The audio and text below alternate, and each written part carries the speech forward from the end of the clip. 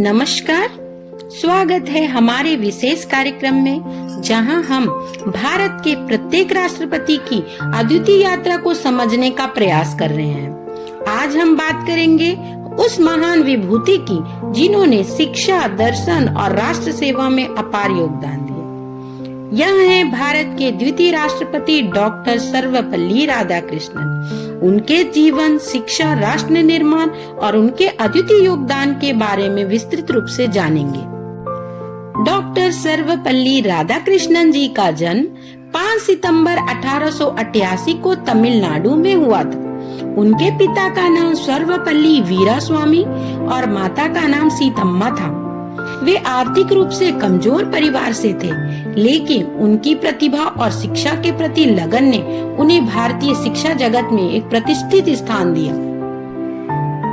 Doctor Radhakrishnan ने अपनी प्रारंभिक शिक्षा तिरुपति वेलूर में प्राप्त की और वे उच्च शिक्षा के लिए मद्रास के क्रिश्चियन कॉलेज गए, जहां उन्होंने दर्शन शास्त्र में विशेषज्ञता हासिल की।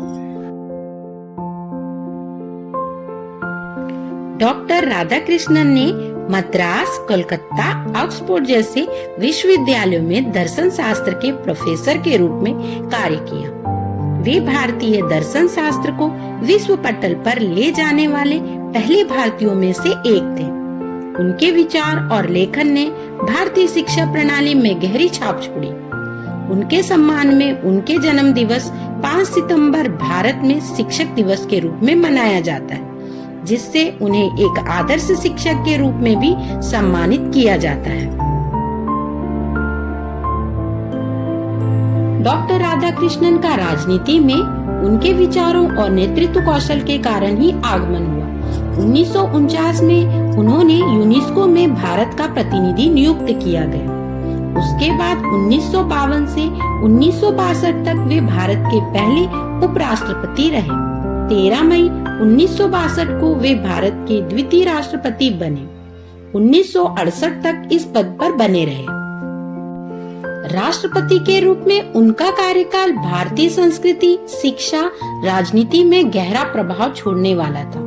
वे भारतीय पश्चिमी शिक्षा प्रणाली में संतुलन बनाए रखने के लिए प्रबल पक्षधर थे।